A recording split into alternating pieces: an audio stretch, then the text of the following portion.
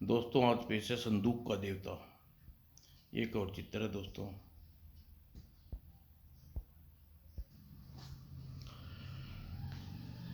काशी नगरी में पुरुषोत्तम नामक का एक विद्वान ब्राह्मण रहता था। अपने अध्ययन समाप्त करके एक दिन वह गंगा की स्मृति करने के लिए देशों में घाट पर पहुंचा। अचानक उसकी दृष्टि एक अत्यंत रूपवती युक्त कन्या पर पड़ी। ऐसा आदित्य सौंदर्य मैंने आज तक नहीं देखा। कौन है यह सुंदरी? और कुछ देर बाद, इसका परिचय जाने बिना वापस नहीं जाऊंगा, चल हट। और सखियों, मधुलेखा को देखा तो ब्राह्मण युग तेरे मोहजाल में फंसा तेरे पीछे पीछे आ रहा है। लगता है घर तक तेरा पीछा करेगा बेचारा। और अति एक आलीशान महल के द्वार पर कहाँ जाता है? किससे मिलना है? यह मकान किसका है भाई? यह राजपुरोहित को नहीं जानता, यह उन्हीं का घर है। और अभी अभी यह युक्ति भीतर गई, वह कौन है? यह उसकी बेटी मधुलेखा है। क्यों?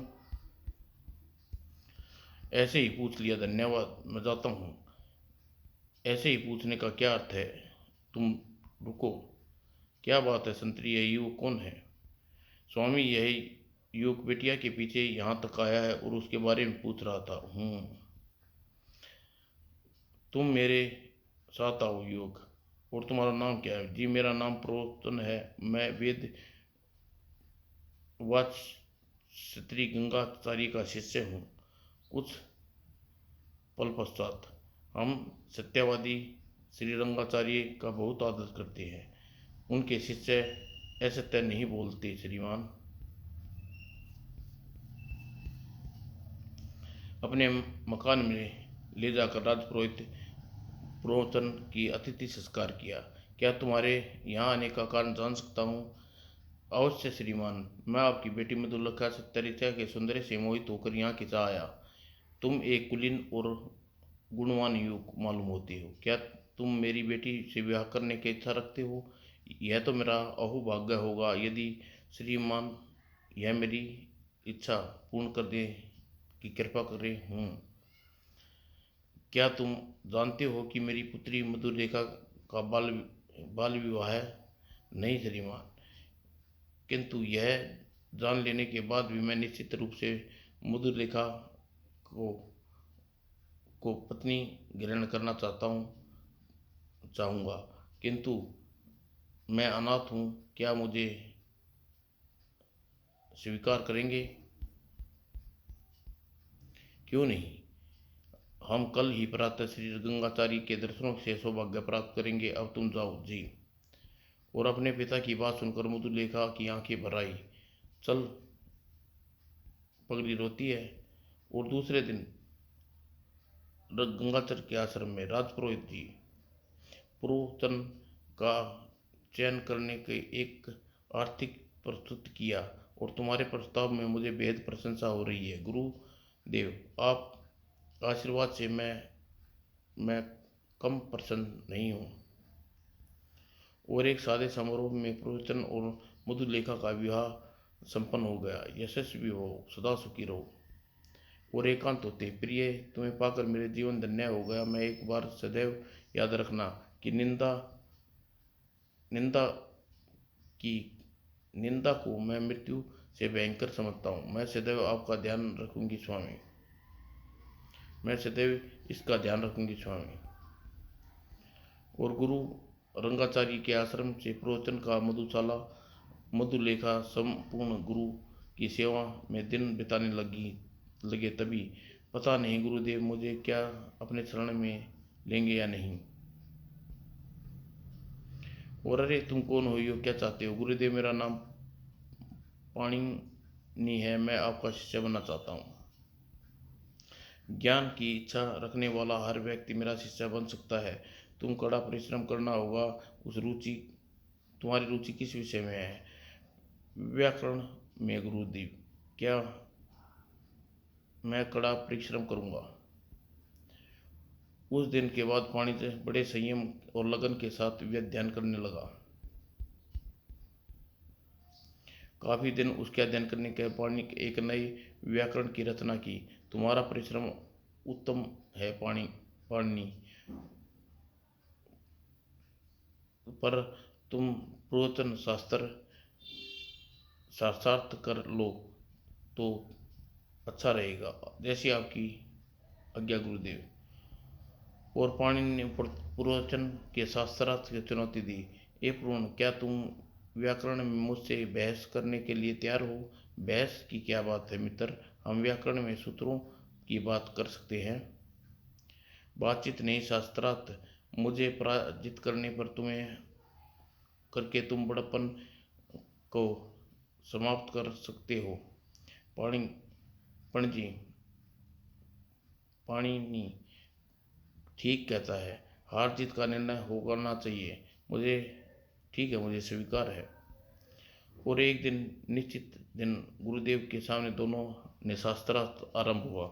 7 दिनों शास्त्रार्थ होने के बाद 8वें दिन गुरु का निर्णय दिया, पाणजी बेटा, तुम इस शास्त्रार्थ में तुम पूर्ण से पराजित हो गए, किंतु तुम्हें अपना प्रयास नियंत्रण बनाए रखना होगा। जी गुरु जी।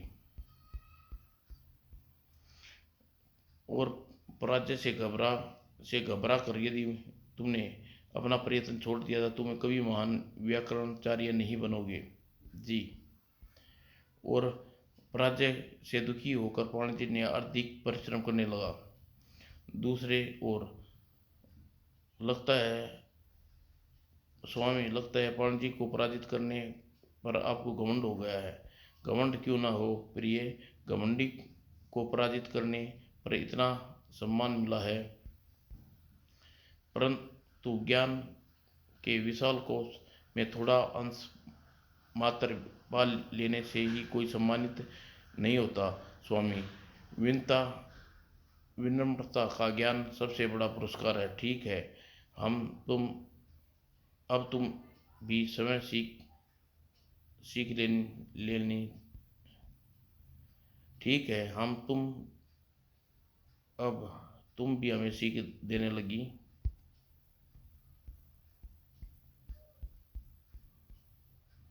और कठोर साधना और पंडित ने अपना नया ग्रंथ पूरा किया। अब देखता हूँ मुझे कैसे पराजित करते हैं। और पंडित ने दोबारा प्रयत्न शास्त्र को चुनौती डाली। प्रयत्न इस बार तो पंडित ने तुम्हारे साथ साथ साथ हमें भी चुनौती दे डाली। अब क्या हुआ? और इस एक दिन निश्चित गुरुदेव ने देख रेख में दोनों शास्त्रार्थ हुआ, और तुम दोनों अपने प्रश्न और आकांक्षाएं एक दूसरे के सम्मुख रख सकते हो। और शास्त्रार्थ हुआ। पहले दिन तो पूर्णचंद पाणजी से हार गया। मित्रों ने हार जीत तो लगी रहती है स्वामी, इसमें इतना दुखी होने की क्या बात है। मुझे तंग मत करो मधुलिका, तुम जाओ यहाँ से। और पंडित पराजित होने की निंदा से भयभीत होकर पंडित दूसरे दिन आश्रम छोड़ दिया। तुम्हारी यह निर्णय उचित नहीं है पुरोतन, फिर भी मैं तुम्हें रोकूंगा नहीं। जाओ, अपने मार्ग स्वयं खोजो, ईश्वर तुम्हारी सहायता करेंगे। प्रणाम गुरुदेव। और आश्रम से निकलकर पुरोचन अपनी पत्नी मधुलेखा के साथ अपने घनिष्ठ मित्र हिरण्यगुप्त के पास पहुंचा। आओ पुरोचन, आज तुम हिरण्यगुप्त की याद कैसे आ गई? मित्र, मैं अपनी खोई हुई प्रतिष्ठा को प्राप्त करने के लिए पुनः प्रयास करने चाहता हूँ। और प्रियतन ने पूरी बात बताई। इसमें इतना परेशान होने की क्या बात है? मेरा इतना बड़ा घर है, तुम यहाँ अपनी साधना करो। यहाँ नहीं मित्र, हिमालय की ओर जाऊंगा, तब तक मैं नहीं लौटूंगा, तब तक मेरी पत्नी की रक्षा का भार तुम रहेगा। नहीं, मैं भी तुम्हारे साथ चलूंगी। नहीं प्रिय, तुम्हें साथ रख कर मैं अपनी साधना नहीं कर पाऊंगा, और तुम्हें यहाँ कोई तकलीफ नहीं होगी। मेरा मित्र ठीक कहता है, आपको यहाँ कोई तकलीफ नहीं होगी। मैं एक दासी अलग से आपकी सेवा में नियुक्त कर दूंगा। लेकिन देवर जी, क्या यह उचित होगा कि मेरे पति तकलीफ में रहें और मैं यहाँ आराम करूं? तुम ठीक कहती हो प्रिय, मुझे तुम पर पूरा भरोसा है। मैं तुम्हारी साधना के मार्ग में रोड़ा न बनोगी। अत्यंत पुरोहित अपनी पत्नी को समझा बुझा कर चला गया। पुरोहित के जाने के बाद मधुलिका पूर्ण सादगी से अपना जीवन बिताने लगी। पूजा अर्चना करने व दासी के साथ प्रतिदिन गंगा में स्नान करने जाती। वो कैसी सुंदरी है, अद्भुत सुंदरी है। सरकार, यह चांद आपके महल में चमकना चाहिए। नहीं नंदिना, नंदिना कहीं का देखा रखी है। नगरपाल की बुरी दृष्टि से तुम्हें देख रहा है। देखने दे, अपना मन पवित्र होना चाहिए। और एक दिन काशी राज्य में राजकुमार मधुलेखा को देखा। आह, कितना सुंदरी है, मैंने जीवन में कभी नहीं देखा। और दूसरे दिन गंगा गंगा स्नान करते जाते समय मधुलेखा के राज्य में कोतवाल ने टोका। ये लड़की, क्या बात है कोतवाल जी, हमारे साथ चलो। सुंदरी को राजकुमार अपने महल में बुलाया है, लेकिन कोतवाल जी मधुलेखा का पतिव्रता है, कुलीन है, ये अपने पति पर परदेश गई हैं। फिर तो और भी अच्छी बात है, तुम बेफिक्र होकर हमारे साथ चल सकती हो। दासी मधुलेखा को एक तरफ ले गई। मधुलेखा, यह दुष्ट कोतवाल भी पापी लगता है, इसी तरह इसे पीछा छुड़ाओ। ठीक कहती हो सखी जी, अच्छी ठहरिए, मैं अभी सखी से बात कर लूँ। और मधुलेखा खोचे खाचे अंचल नजरों से कोतवाल को देखा। कोतवाल जी, आपकी मूछें बहुत सुंदर है और रोबीली है। आह, मेरी मूछें का कोई जवाब नहीं। फिर आप शाम को निर्णय गुप्त के घर पर आ जाइए। यहाँ दिन के उजाले में मुझे आपसे बातचीत करते हुए कोई देख देख लेगा तो क्या सोचेगा। ठीक है, ठीक कहती हो, मैं रात के प्रथम पहर आऊँगा। और कोतवाल पलट कर वहाँ से चला गया। मधुलेखा आगे बढ़ी। आओ सखी, हम दूसरे रास्ते से चलते हैं, कहीं वापस ना आ जाए। ठीक कहती हो, चलो। और अभी वे 10 कदम ही चल पाए थे, नगरपाल ने उन्हें रोका। हे देवी, मैं यहाँ का नगरपाल हूँ, प्रणाम निवेदन स्वीकार करो। नगरपाल जी, किसी पवित्र स्त्री की तरफ ऐसे मार्ग नहीं रोकना चाहिए। प्रणय निवेदन करने करने में कोई पाप नहीं होता देवी। मैं भद्र पुरुष की ऐसी बातें मार्ग में नहीं, घर में की जाती हैं। आप आज रात्रि के प्रथम पैर हिरणगुप्त के घर में पहुंचिए। और दासी की बात सुनकर नगर चेहरा का खिल गया। ठीक कहती हो, रात्रि में जरूर आऊँगा, मेरी प्रतीक्षा करना अवश्य। और नगरपाल के जाते ही मधुलेखा झुलसा पड़ी। यह तूने क्या किया? एक कोतवाल से ही निमटना भारी पड़ेगा, दूसरा तूने यह नरपिशाच को भी बुला लिया। घबराओ नहीं सकी, तुम देखना इन दोस्तों को कैसी खबर लेती हूँ। और गंगा घाट पर पहुंच युवराज उसके सामने आ खड़ा हुआ। देवी, आपको देखकर मेरा हृदय चल चल्यमान हो उठा है। क्या मैं आपका परिचय जान सकता हूँ? मैं यहाँ का युवराज नंद हूँ। युवराज, मेरी सखी मधुलेखा का पति वियोग में मौनव्रत है। आप रात्रि के तृतीय पहर में हिरण गुप्त के घर आइए, तभी आपसे बातें होंगी।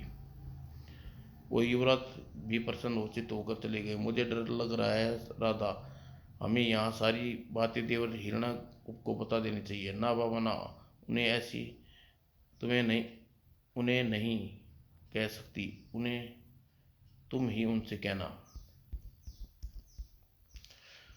घर लौटकर मधुरेखा ने सारी बात अपने पति के मित्र हिरणा गुप्त को बताई।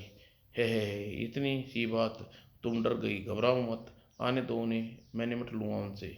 लेकिन लेकिन तुम मेरा कहना मानना। उन्हें मैं भगा दूँ तो तुम मेरे शयन कक्ष में आना। नहीं नहीं, तुम भी छी छी, अच्छी तरह सोच लो प्रिय, उन्हें दुष्टों से बचा सकता हूँ। शिव शिव, मेरे लिए ऐसा सोचना भी पाप है। और ऋणा गुप्त के पास मुद्रलेखा ने बेहद दुखी होकर लौटी। ए भोलेनाथ, मेरी रक्षा करो, मुझे उन पापियों से बचाओ। और दासी राधा की पूरी बात सुनने पर गुस्से में भर गई। तू घबरा मत सकी, जब तक राधा जीवित है तेरी और कोई आंख उठाकर भी नहीं देख सकता। इससे अच्छा तो यही होता मैं अपने पिता के यहाँ चली जाती और यहाँ राजपुरोहित है चली जाती वे यहाँ के राजपुरोहित है। सखी सखी जिस दिन तूने अपने पिता का घर छोड़ा उसी दिन तेरे पिता से तेरा नाता टूट गया। हिम्मत रख, हमें अपनी रक्षा स्वयं करनी होगी। और राधा तत्पश्चात एक बड़ा संदूक वहाँ मंगाया, यहाँ ले आओ और इसे यहाँ रख दो। और फिर उसमें से 4 तौलिए तारकोल और सुगंधित तेल में भिगोकर तैयार किए। तुम यह क्या कर रही हो? तौलियों को तारकोल में क्यों भिगो रखा है? देखती जाओ, मैं कैसे जैसा कहती हूँ वैसा करो, चुपचाप करती जाओ। और रात्रि के प्रथम पैर कोतवाल सज धज कर वहाँ पहुँचा। आइए कोतवाल जी, मैंने कब से आपकी राह देख रही थी। ये मुझे ज़रा देर हो गई। कोई बात नहीं राधा, इसे ले जाओ, आराम से बिठाओ। और राधा कोतवाल को अंधेरे कमरे में ले पहुंची। अरे यहाँ क्या हो रहा है? दीपक जलाओ, यहाँ अंधेरा है। घबराइए मत कोतवाल जी, पहले स्नान करो, करा रही हूँ। और बस आपकी मालिश हो जाए फिर आप नहा लीजिए। आहा, जल्दी करो। और मालिश करते दासियां जानबूझकर देर लगा दी ताकि नगरपाल सदस्य कर वहाँ जाए। अरे देर तो नहीं हुई फिर? ये ठीक है। नहीं नहीं, ठीक समय पर आए हैं। राधा, इन्हें भीतर ले जाओ। आप मेरे साथ आइए नगरपाल जी। हाँ हाँ। और दासियों ने तारकोल लगा तौलिया कोतवाल के बदन पर रगड़ना। अरे बाप रे, नगरपाल जी इधर ही आ रहे हैं क्या? नगरपाल जी यहाँ। दासी ने कोतवाल को जल्दी संदूक में धकेल दिया। यहाँ नगरपाल जी इधर ही आ रहे हैं, आप जल्दी से इस संदूक में छिप जाइए। ठीक है ठीक है ठीक है। और राधा नगरपाल को लेकर स्नान गृह में आई। यहाँ बहुत अंधेरा है, तुम यहाँ कहाँ ले आई? यहाँ आपके यहाँ आपको कोई देखेगा नहीं, आप जल्दी से स्नान कर ले, भीतर प्रबंध कर ले, मैं भीतर का प्रबंध कर देती हूँ। और राधा के जाते ही दासी युवतियों ने नगरपाल के कपड़े उतारे और स्नान में तारकोल मसलना शुरू कर दिया। जल्दी करो भाई जल्दी, थोड़ी देर, बस थोड़ी देर और। दासियों ने नगरपाल को भूत बनाने में काफ़ी समय लग गया और तभी युवराज वहाँ पहुँचे। देखो फिर ये ठीक समय पर आ गए। आपकी बड़ी कृपा हुई मुझ पर युवराज, आइए पधारिए।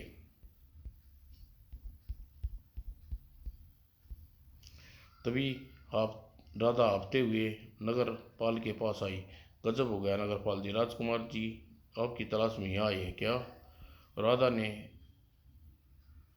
राधा ने उसे भी बड़े संदूक में धकेल दिया। आप जल्दी से इसमें छिप जाइए, आपको युवराज ने देख लिया तो आपकी खैर नहीं।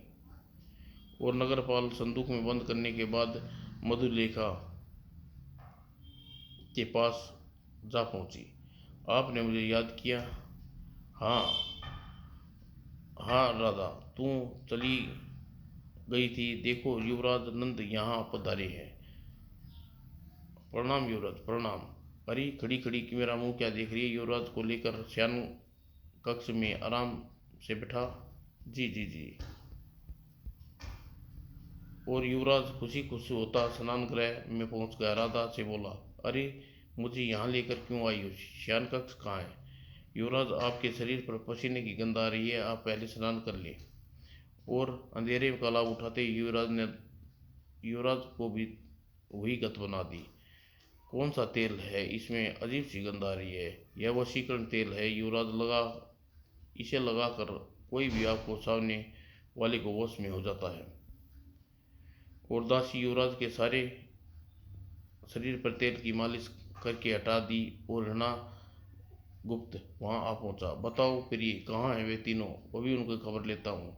वे नहीं आए देवर जी, शायद आपसे डर गए। शायद आप स्नान कर ले तब तक आपके लिए भोजन लगाती हूँ।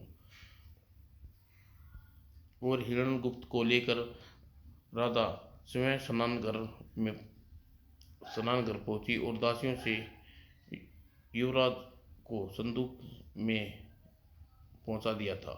आइए आइए, वशीकरण तेल की मालिश करके आप पहले शक्तिशाली बना लीजिए। अच्छा, हाँ, अच्छी तरह से रगड़ रगड़ कर मेरी मालिश करो। और दासियों ने हिरणगुप्त के वस्त्र उतारे शुरू कर दिए और मधुलेखा आगे बढ़ी। देवर जी, मेरे पति मुझे आपके पास अमानत के रूप में मेरी रक्षा के लिए छोड़कर गए थे, लेकिन आप भी मुझे बुरी नज़र से देखने लगे। फिर ये औरतों का धन उसी का होता है जो अपने अधिकार में रख सके। तुम जो कहती हो ठीक है। अब तुम्हारे पति का क्या भरोसा, वह लौट कर आए या ना आए? नहीं, ऐसा मत कहो। मैं पतिव्रता नारी हूँ, उसके बिना एक पल भी जी नहीं सकती। बको मत, तुम्हें मेरी बनना होगा। तुम्हारा पति अब कभी नहीं आएगा, आएगा तो जीवित नहीं बचेगा। ओ, ऐसा मत कहो। तभी संदूक में आज तो बुरे फंसे। खामोश खामोश, तुम सब बदमाश हो। युवराज, यह दुष्ट हिरणागुप्त तो हमारा भी बाप निकला। कुछ ही देर में दासियों ने हिरणागुप्त को भी वही दशा बना दी। शाबाश, मैं भारी नाम दूंगा। और उधर इधर उसी से मैं राजा मकान के हिस्से में आग लगा दी जिसमें हिरणागुप्त रहता था। और देखते ही देखते सारा मकान धू धू करके जल उठा। लोग उस तरफ दौड़े चले आए, आग आग आग। और मकान में लगी आग देखकर हिरणागुप्त की दशा में बाहर भागा, बचाओ बचाओ। और उधर मुद्रलेखा नौकरों को आदेश दिया, इन्हें इस संदूक को बाहर निकालो और बहुमूल्य दौलत बंद है। जी अच्छा। और हिरणागुप्त को वहां से बाहर निकलता देख राजा ने शोर मचाया, पकड़ो पकड़ो, चोर चोर, इसे घर में आग लगाई है, चोर चोर चोर। और फिर दे दनादन, मारो मारो, ओह मारो, नहीं मैं चोर नहीं हूँ। और हिरणागुप्त ने अपने को छुटाकर भागा, गली के कुत्ते उसके पीछे पड़ पड़े, भो भो भो भो। और भागते भागते वह कीचड़ भरे गड्ढे में गिर पड़ा। आह। और दूसरे दिन प्रातःकाल होते ही मधुलेखा अपनी सखी के साथ राधा के साथ स्वयं संदूक को उठाए हुए राज दरबार में पहुंची। दुआई हो महाराज, दुआई हो, मेरे साथ न्याय कीजिए। कौन हो बेटी, तुमने किसे सताया है, साफ साफ कहो। महाराज, मेरे पति अध्ययन के लिए जाते समय मुझे अपने मित्र हिरणागुप्त के पास छोड़ गए, किंतु उसकी दृष्टि में दोष आ गया और मेरा पति पत्नी धर्म को नष्ट करना चाहता है। महामंत्री हिरणागुप्त को तत्काल ही राजमहल में दरबार में आने को के लिए कहो। जी महाराज। और कुछ देर बाद हिरणागुप्त को दरबार में पेश किया गया। क्यों हिरणागुप्त, क्या देवी जो कह रही है सच है या सरासर झूठ है? महाराज, यह मुझ पर झूठा लांछन है। महाराज, मेरे पति ने जाते समय घर में देवताओं को इस संदूक में बंद करके गए थे। वे इस दुष्ट की नीयत के साक्षी हैं। आप उनसे पूछ लीजिए, यह सत्य बोल रही हूँ झूठ? क्यों, ये देवता जवाब देंगे? अवश्य देंगे महाराज, आप पूछिए। राजा पूछा, तुरंत ही कोई उत्तर न मिला। ये संदूक के देवता, बताओ क्या सच है क्या झूठ है? यह असंभव है। देखो महाराज, संदूक कभी देवता बंद नहीं किए जा सकते। तभी मधुसेला ने पैर पटकती हुई संदूक के पास आई। बोलते क्यों नहीं? इस बार यदि नहीं बोले तो तुम्हें संदूक सहित जला डालूंगी और भरे दरबार में सबके सामने खड़ा कर दूंगी। अचानक संदूक से आवाज आई, यह देवी सत्य कह रही है महाराज। यह दुष्ट हिरण्यगुप्त इस देवी का धर्म संकट करने का प्रयत्न किया, हम इसके साक्षी हैं। कमाल है, किंतु इस संदूक में छिपे देवताओं को हम देखना चाहते हैं। राजपुरोहित जी, क्या यह संभव है देवताओं, इस प्रकार संदूक में बंद किया जा सके? यह असंभव है महाराज। मुझे इसमें कोई भारी भेद दिखाई दे रहा है। सैनिकों, संदूक को खोलो। जो आज्ञा महाराज। और जैसे ही संदूक खोला गया, ए कौन हो तुम, बाहर निकलो। हा हा हा हा, कौन है ये यही देवता है। और मधुलेखा ने पूरी बात राजा को बताई तो क्रोध से भर उठा। मंत्री, इन चारों के दुष्टार को जूते से पीटते हुए नगर में घुमाओ, इसका मुंह काला करके गधे पे बैठाओ। जो आज्ञा महाराज। लेकिन लेकिन क्या यही कहना चाहते हो ना, इनमें हमारा बेटा नंद भी है, वह राजकुमार है? जी महाराज। युवराज के साधारण नागरिकों की भांति सजा नहीं दी जा सकती। क्यों नहीं दी जा सकती राजा? और युवराज साधारण प्रजा का रक्षक होता है। यदि वही दुराचार करने तो उसे सूली पर भी चला देना चाहिए। उसका अपराध साधारण नागरिकों से बड़ा उसका अपराध साधारण नागरिकों से बड़ा होता है। जैसी आपकी आज्ञा महाराज। ले जाओ इन्हें, और इसी समय किसी की दया मत करो। और राजा मधुलिका को अपने पास बुलाया। बेटी, तुम्हारे साहस को देखकर बहुत ही प्रसन्न हुआ, किंतु मुझे दुख है कि दुराचारी में हमारा बेटा भी है। घर जाओ, घर जाओ। मैं कहाँ जाऊँ महाराज, मेरा पति प्रदेश में है और मैं बेसहारा हूँ। ऐसी क्यों कहती है बेटी, अभी मैं जीवित हूँ। राजपुरोहित, क्या आप इसे जानते हैं? हाँ महाराज, यह मधुलिका मेरी पुत्री है। महाराज, आपने पति की आज्ञा के बिना मैं अपने पिता के घर नहीं जाऊंगी। ओह, तुम धन्य हो बेटी। तुम्हारा पति धर्म भारतीय नारी का आदर्श है। लेकिन बेटी तुम मेरी सुरक्षा लेकिन बेटी तुम मेरी सुरक्षा में है रह सकती है। अपनी प्रजा की रक्षा करना और उसके दुख सुख में काम आना राजा का धर्म होता है। आपकी आज्ञा मानना मेरा और प्रजा का धर्म है। आपकी आज्ञा मानना मेरा और प्रजा का धर्म है महाराज। राजा मधुलिका को अपने साथ लेकर महल में गया। अब आपने यह कैसा न्याय किया स्वामी? नंद आपका बच्चा है, उसे क्षमा कर दीजिए। और इस जगह यदि मधुलिका हमारी अपनी बेटी होती तो महारानी, तो कोई दुष्ट इसके साथ धर्म को नष्ट करने की कोशिश करता, तुम क्या करती? नहीं नहीं, ऐसा मत कहिए स्वामी। फिर आप किस आधार पर नंद को आज़ाद करने की या माफ करने के लिए कह रही हैं महारानी? राजनीति में यश अपयश दोनों के साथ भोगने पड़ते हैं। आप ठीक कहते हैं महाराज। तभी मधुलेखा ने आगे बढ़ा। महाराज, मेरी पर एक प्रार्थना है। महाराज, बड़े से बड़े अपराधी का पश्चाताप करने का एक अवसर अवश्य देना चाहिए। तुम्हारा मतलब है कि हम उन चारों को यूं ही छोड़ दें ताकि उनके हौसले और ज़्यादा बढ़ जाएं? महाराज, मैं चाहती हूँ कि आप उन्हें चेतावनी देकर छोड़ दें, उसके पश्चाताप करने का एक मौका दें। राजा ने कोतवाल, नगरपाल को और हिरणगुप्त को बुलाया। इस औरत को देखो, हम तुम्हें सूली पर चढ़ाने का आदेश देना चाहते थे, पर यह तुम्हें एक बार अच्छा इंसान बनने का मौका देना चाहती है। तत्, तत्, तत्काल चारों ने मधुलिका के कदमों में गिर पड़े। बहन, हम पापी हैं, हमें माफ़ कर दो। सूली पर चढ़ जाने दो हमें। नहीं, उठो।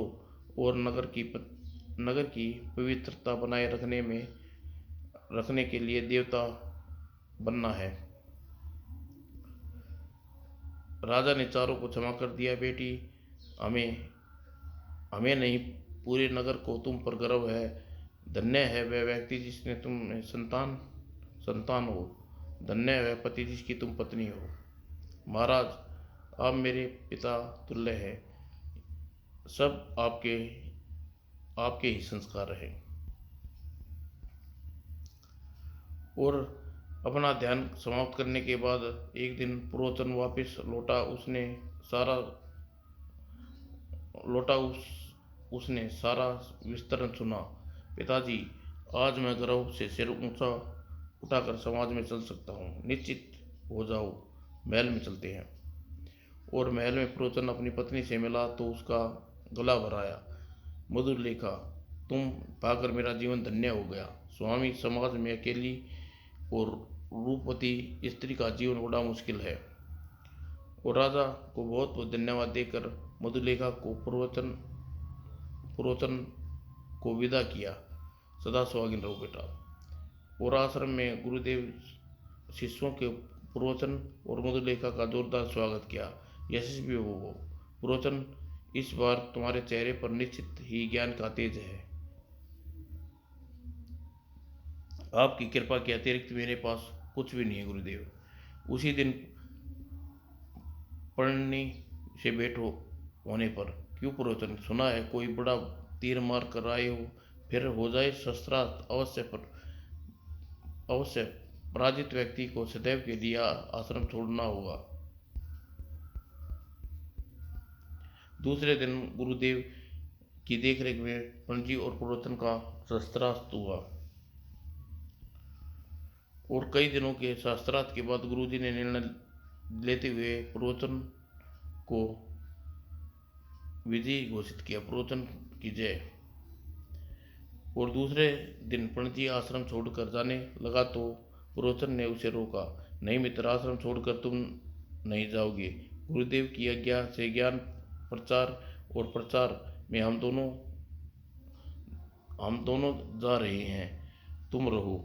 लेकिन पुरोचन ठीक कह रहा है पुत्र, तुम अपने अध्ययन पूर्ण करो और व्याकरण क्षेत्र में बहुत बड़ा यश कमाना है। उसके बाद मधुलेखा और प्रयोजन ज्ञान का प्रचार के लिए आश्रम छोड़कर निकल पड़े। सदैव सुखी रहो। वाकई तुम महान हो मित्र। समाप्त दोस्तों।